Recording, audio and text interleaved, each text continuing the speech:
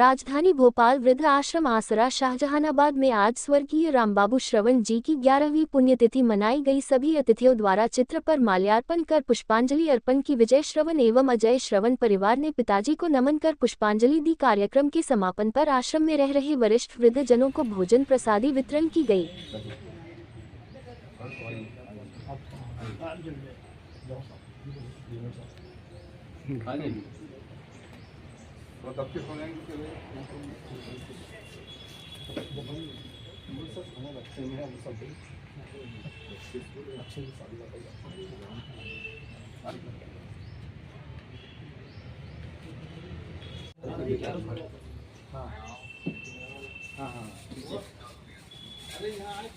ग्यारहवीं पुण्यतिथि के रूप में स्वर्गीय रामबाबू जी श्रवण के चरणों में श्रद्धा सुमन अर्पित करते हुए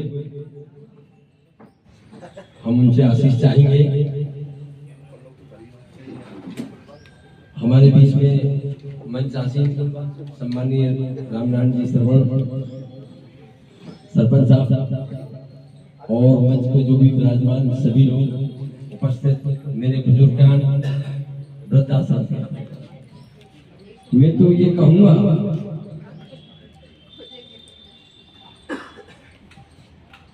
कि ऐसे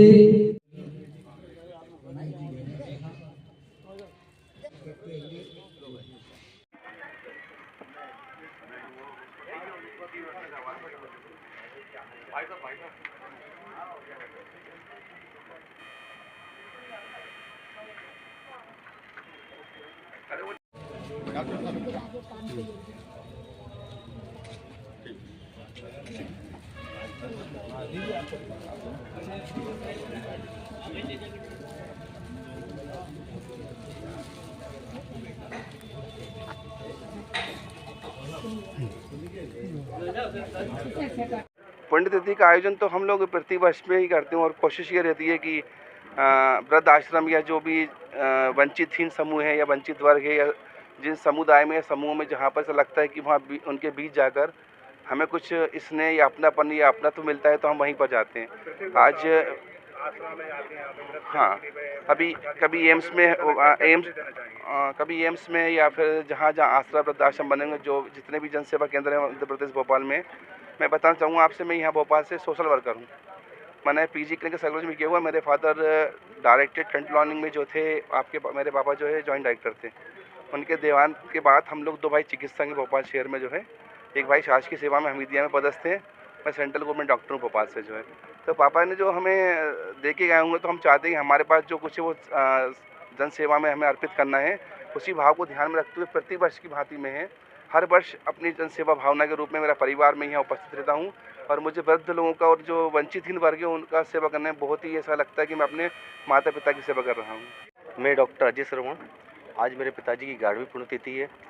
इस अवसर पर हमारा वृद्धाश्रम में आने का मेन उद्देश्य ये है कि हम उन पीढ़ी को ये दिखाना चाहते हैं कि अगर आप कहीं तरक्की कर जाते हैं तो उसके पीछे आपके माँ बाप का हाथ होता है। अगर आप प्रोग्रेस करके अगर किसी उच्च पद पर पहुंच जाते हैं तो इसका मतलब ये नहीं कि अपन उनको वृद्धाश्रम में छोड़ दें। इसका हमारा उद्देश्य, हमारे भाई साहब डॉक्टर बी श्रवण का ये उद्देश्य है कि नई पीढ़ी को ये संदेश देना कि अगर आपके पेरेंट्स ने गरीबी में आपको उठा के ऊपर किसी पद पर बिठाया है और अगर वो गरीब हैं तो इसका मतलब नहीं कि आप उच्च पद पर बैठने के बाद उनको छोड़ दें। बाबूजी के श्री चरणों में नमन करते हुए और भगवान श्री हरि से प्रार्थना करता हूँ कि ऐसी संतान हर घर में जन्म ले। और ये बहुत अच्छा संदेश है युवाओं के लिए और आज की पीढ़ी के लिए कि जो डॉक्टर साहब और अपने दोनों डॉक्टर, उनके जो बच्चे हैं दोनों डॉक्टर हैं और बहुत अच्छे मतलब संस्कार हैं उनके, कि जिन्होंने आज 11 साल है 11वीं पुण्यतिथि और 11वीं पुण्यतिथि पे इनने एक अच्छा प्रोग्राम रखा। मैं तो हर साल आने का निमंत्रण होता है, आ नहीं पाया मैं। आज देखा मैंने यहाँ आके कि वृद्धाश्रम में एक होता ना कि एक बहाना होता है, किसी न किसी चीज़ का सेवा करने का बहाना होता है।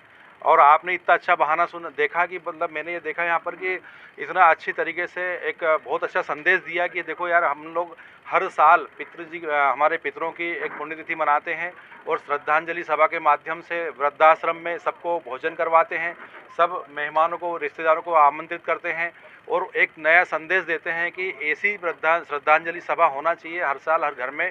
कम से कम जहाँ जहाँ अपने बुजुर्ग पितरों के नाम से एक सभा ऐसी हो कि कम से कम उनको याद किया जाए और उनके नाम से दान दक्षिणा की जाए और ये संदेश जन जन तक पहुँचाया जाए।